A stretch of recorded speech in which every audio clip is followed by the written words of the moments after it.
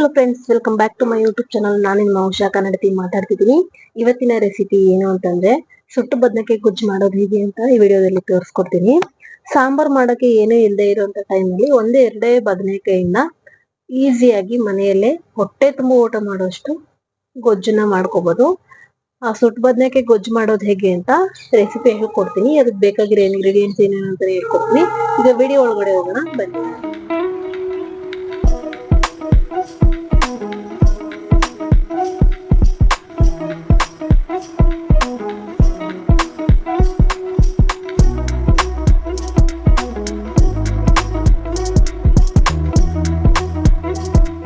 ಇಲ್ಲಿಗೆ ಬಿಳಿಗಿರೋ ಉದ್ದು ಬದನೆಕಾಯಿನ 3 ಬದನೆಕಾಯಿನ ತಗೊಂಡಿದೀನಿ. ಅದನ್ನ ಗ್ಯಾಸ್ ಮೇಲೆ ಇಟ್ಕೊಂಡು ಚೆನ್ನಾಗಿ ಸುಟ್ಕೋತೀನಿ. ಸೌದೆ ಒಲೆಯಲ್ಲೂ ಕೂಡ ಸುಟ್ಕೊಂಡ್ರೆ ಚೆನ್ನಾಗಾಗುತ್ತೆ. ಚೆನ್ನಾಗಿ ಇದನ್ನ ಮೂರ್ ಬದನೆಕಾಯಿ ತಗೊಂಡಿದೀನಿ. ಮೂರನ್ನು ಕೂಡ ಕಪ್ಪಗಾಗೋವರೆಗೂ ಚೆನ್ನಾಗಿ ಸುಟ್ಕೋಬೇಕು. ಚೆನ್ನಾಗಿ ಸುಡೋ ಟೈಮಲ್ಲಿ ಇದೇನಾಗುತ್ತೆ ಅಂತಂದ್ರೆ ಪಟ್ ಪಟ್ ಅಂತ ಸಿಡಿಯೋಕೆ ಸ್ಟಾರ್ಟ್ ಆಗುತ್ತೆ. ಅಲ್ಲಿವರೆಗೂ ಚೆನ್ನಾಗಿ ಸುಟ್ಕೋಬೇಕು. ಅದರಿಂದ ಕೂಡ ಒಳ್ಳೆ ವೈಟ್ ಗೆ ರಸ ತರ ಬರುತ್ತೆ. ಅಲ್ಲಿವರೆಗೂ ಚೆನ್ನಾಗಿ ಸುಟ್ಕೊಂಡಿದ್ದಾದ್ಮೇಲೆ ನೆಕ್ಸ್ಟ್ 6 ಹಸಿಮೆಣಸಿನಕಾಯಿನ ತಗೊಂಡಿದೀನಿ. ಖಾರ ನಿಮ್ಗೆ ಎಷ್ಟು ಬೇಕು ಅಷ್ಟನ್ನ ನೋಡ್ಕೊಂಡು ನೀವು ಖಾರಕ್ಕೆ ತಕ್ಕಂತೆ ನೀವು ಹಾಕೊಳ್ಬಹುದು. ಖಾರ ಸ್ವಲ್ಪ ಜಾಸ್ತಿ ತಿನ್ನೋದ್ರಿಂದ ನಮ್ಮ ಮನೇಲಿ 6 ಹಸಿಮೆಣಸಿನಕಾಯನ್ನು ಕೂಡ ಇದೇ ತರ ನೀಟಾಗಿ ಸುಟ್ಕೋತೀನಿ. ಚೆನ್ನಾಗಿ ಸುಟ್ಕೊಂಡು ಅದನ್ನು ಕೂಡ ಪ್ಲೇಟ್ಗೆ ಹಾಕೋತೀನಿ.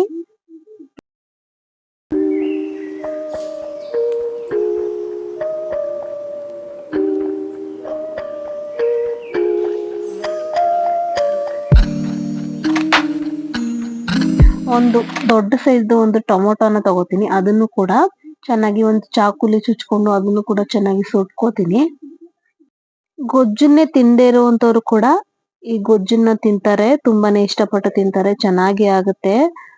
ಸ್ವಲ್ಪ ತಿನ್ನೋರು ಕೂಡ ಇನ್ನೊಂದ್ ಸ್ವಲ್ಪ ಎಕ್ಸ್ಟ್ರಾ ಊಟ ಹಾಕ್ಸ್ಕೊಂಡ್ ತಿಂತಾರೆ. ಅಷ್ಟು ಚೆನ್ನಾಗಾಗುತ್ತೆ ಈ ಗೊಜ್ಜು.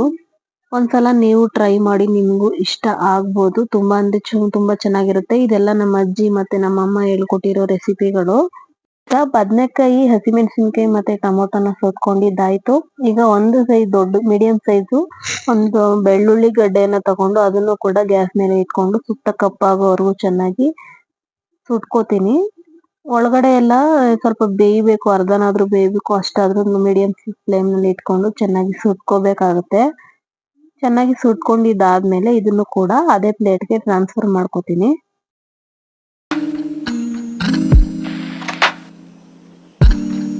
ಸುಟ್ಟಿ ಆದ್ಮೇಲೆ ಅದ್ರ ಮೇಲಿರೋ ಕಪ್ಪು ಲೇಯರ್ಸ್ನೆಲ್ಲ ನೀಟಾಗಿ ಕ್ಲೀನ್ ಮಾಡ್ಕೊಂಡು ತಗೋಬೇಕು. ಹಸಿಮೆಣಸಿನಕಾಯಿ, ಬದನೆಕಾಯಿ ಮತ್ತೆ ಟೊಮೊಟೊ ಮೂರಲ್ಲಿ ಕೂಡ ಚೆನ್ನಾಗಿ ಅದ್ರ ಮೇಲಿರೋ ಸಿಪ್ಪೆನ ಸ್ವಲ್ಪ ಕೂಡ ಬಿಡಬಾರ್ದು.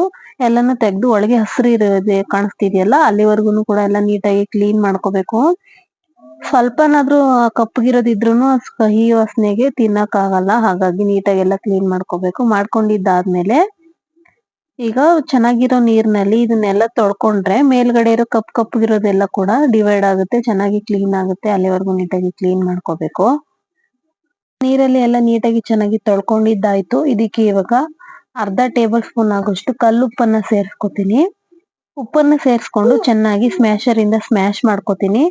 ಬದನೆಕಾಯಿ, ಟೊಮೊಟೊ ಹಾಗೆ ಬೆಳ್ಳುಳ್ಳಿ ಎಲ್ಲ ಕೂಡ ಚೆನ್ನಾಗಿ ಜಜ್ಜಿ ಎಲ್ಲ ನೀಟಾಗಿ ಸ್ಮ್ಯಾಶ್ ಆಗ್ಬೇಕು. ಅಲ್ಲಿ ತನಕನೂ ಕೂಡ ಚೆನ್ನಾಗಿ ಸ್ಮ್ಯಾಶ್ ಮಾಡ್ಕೋಬೇಕಾಗುತ್ತೆ. ಎಷ್ಟು ಚೆನ್ನಾಗಿ ಸ್ಮ್ಯಾಶ್ ಮಾಡ್ತಿರೋ ಆಗ ಅಷ್ಟು ರಸ ಬರುತ್ತೆ, ಅದರಿಂದ ಗೊಜ್ಜು ರಿಲೀಸ್ ಆಗುತ್ತೆ. ಅದರಿಂದ ಚೆನ್ನಾಗಿ ಸ್ಮ್ಯಾಶ್ ಮಾಡ್ಕೋಬೇಕು. ಈಗ ಇಷ್ಟ ಆಗಿದೆ. ಇಷ್ಟ ಆದ್ರೆ ಸಾಕು. ಇದಕ್ಕೆ ಒಂದು ಅರ್ಧ ಲೋಟದಷ್ಟು ನೀರನ್ನ ಹಾಕೋತೀನಿ. ಬೇಕಂದ್ರೆ ಒಗ್ಗರಣೆ ಹಾಕೋಬಹುದು, ಬೇಡ ಅಂದ್ರೂ ಕೂಡ ಬಿಡ್ಬೋದು. ನಾನು ಒಗ್ಗರಣೆ ಹಾಕೋತಾ ಇದ್ದೀನಿ. ಒಂದ್ ಚಿಕ್ಕ ಸೌಟಲ್ಲಿ ಸ್ವಲ್ಪ ಎಣ್ಣೆ ಮತ್ತೆ ಸಾಸಿವೆ ಮತ್ತೆ ಈ ಒಂದು ಅರ್ಧ ಈರುಳ್ಳಿ ಹಾಕೊಂಡು, ಈರುಳ್ಳಿ ಚೆನ್ನಾಗಿ ಉಪ್ಪು ಹಿಡಿಬೇಕಲ್ಲ, ಹಾಗಾಗಿ 1/4 ಟೇಬಲ್ ಸ್ಪೂನ್ ಉಪ್ಪು ಹಾಕೊಂಡು ಚೆನ್ನಾಗಿ ಫ್ರೈ ಮಾಡ್ಕೊಂಡು ಆ ಒಗ್ಗರಣೆನ ತೆಗೆದು ಈ ಗೊಜ್ಜಿಗೆ ಹಾಕೊಂಡ್ರೆ ಒಗ್ಗರಣೆ ಗೊಜ್ಜು ರೆಡಿ ಆಗುತ್ತೆ. ನೋಡ್ತಾ ಇದ್ದೀನಿ ಬಾಯಲ್ಲಿ ನೀರ್ ಬರ್ತದೆ. ತುಂಬಾ ಅಂದ್ರೆ ತುಂಬಾನೇ ಚೆನ್ನಾಗಾಗಿದೆ. ನೀವು ಕೂಡ ರೆಸಿಪಿನ ಟ್ರೈ ಮಾಡಿ, ನಿಮ್ಗೂ ಇಷ್ಟ ಆಗುತ್ತೆ. Thank you.